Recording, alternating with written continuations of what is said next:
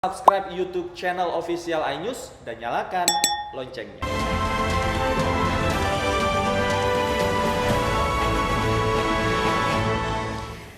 Penyidik Polda Metro Jaya menangkap terduga pelaku pemerasan terhadap selebgram Gabriela Larasati. Pelaku berinisial YS ini meminta sejumlah uang dan mengancam akan menyebar video syur selebgram tersebut.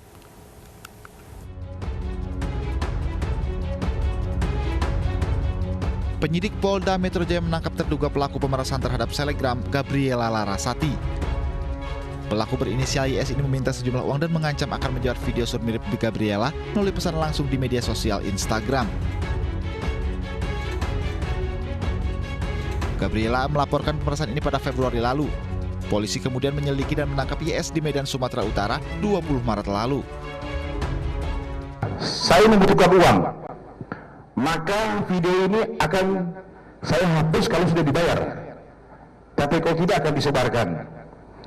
Akunnya adalah milik tersangka, inisialnya @yudi.s03. Inilah kemudian tim penyidik cyber melakukan penyelidikan profiling akun tersebut berdasarkan laporan polisi yang dibuat oleh saudari GL. Video sur Gabriela Larasati sebelumnya viral di media sosial. Sementara terkait pemerasan, polisi menjerat tersangka dengan pasal 27 Junto pasal 45 Undang-Undang ITE dengan ancaman 6 tahun penjara. Tim Liputan iNews melaporkan. Seorang supir taksi menjadi penusukan di Jalan Antasari, Jakarta. Selain menusuk korban hingga 5 kali, 4 pelaku merampas telepon genggam dan dompet korban. Rumah sakit TOS, Pak, saya udah nggak kuat, Pak. Di Jalan Pangeran Antasari, Pak. Seorang supir taksi hanya bisa merintih dan menahan sakit akibat luka tusuk di bagian tubuhnya di Jalan Antasari, Jakarta. Ia ditusuk sebanyak 5 kali oleh 4 pelaku dan merampas telepon genggam dan dompet korban. Sejumlah warga berusaha menolong korban yang sedang menghubungi keluarganya. Pihak Polsek Cilandak masih menyelidiki kasus penusukan supir taksi dengan mendatangi lokasi kejadian dan meminta keterangan warga sekitar. Sementara kita temukan berdasarkan keterangan dari korban yaitu dompetnya hilang. Untuk lukanya sendiri, Bang? Lukanya ada lebih dari 5 tusukan di badan, terletak di punggung dan di paha korban.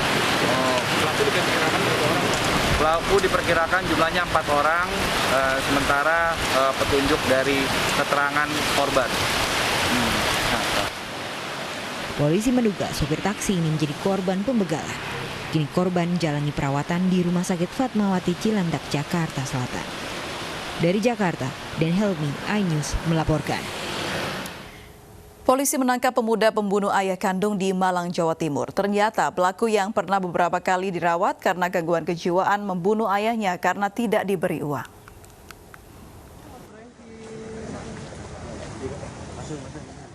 Sempat kabur ke dalam hutan setelah membunuh ayah kandungnya, Adi Pratama akhirnya ditangkap polisi. Dari pemeriksaan, polisi warga desa Bumirejo, Kecamatan Dampit, Kabupaten Malang, Jawa Timur ini, pelaku pernah dirawat di rumah sakit jiwa. Pelaku marah karena minta uang 3 juta tetapi hanya diberi 1 juta rupiah. Pelaku kemudian menyerang ayahnya dengan senjata tajam dan membakar korban yang sudah tidak berdaya. Korban sempat minta tolong tetapi diabaikan warga karena dikira teriakan tersebut berasal dari pelaku yang memang kerap berteriak. Sehingga si pelaku ini kalap dan akhirnya melakukan upaya penganiayaan terhadap si korban.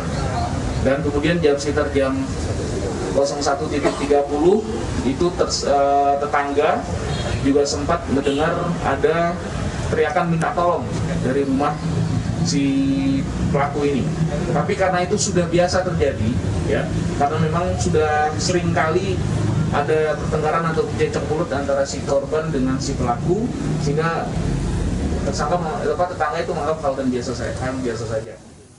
Sebelumnya seorang pria Barubaya bernama Tamin ditemukan tewas bersimbah darah di kediaman anaknya di Desa Sumberrejo, Kabupaten Malang, Jawa Timur. Saat kejadian, korban sedang mengecek kondisi anaknya yang menderita gangguan jiwa. Tetangga sempat mendengar pertengkaran antara korban dan pelaku. Warga kemudian menemukan korban sudah meninggal bersimbah darah dan menderita luka bakar. Ternyata pelaku memiliki gangguan jiwa dan telah 5 kali dirawat di rumah sakit jiwa. Dari Kabupaten Malang, Jawa Timur, Syaib Hajaran, iNews melaporkan. Korban dugaan penipuan berkedok investasi bodong yang dilakukan siswi SMA di Bengkulu terus bertambah. 2 diantaranya telah melapor ke Polda Bengkulu.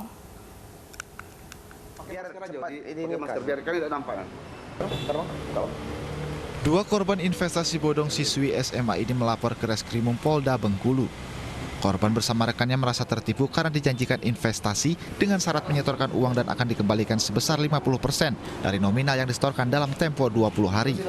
Namun sejak menyetorkan uang, terlapor tak bisa dihubungi. Tersangkanya kini lagi tidak tahu di mana Pak, tapi dengar-dengar di Bengkulu dilindungi kuasa hukumnya. Oh, kabur dia? Ya, kabur.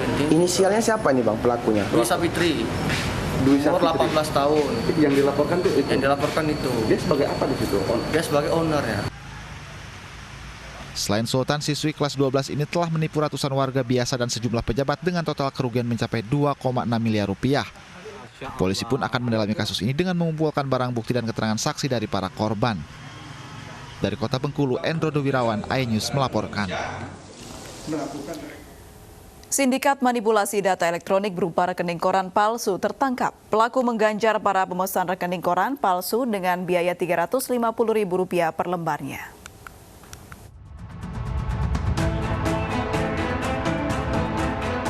Polda Metro Jaya menangkap pembuat jasa rekening koran palsu dalam patroli siber.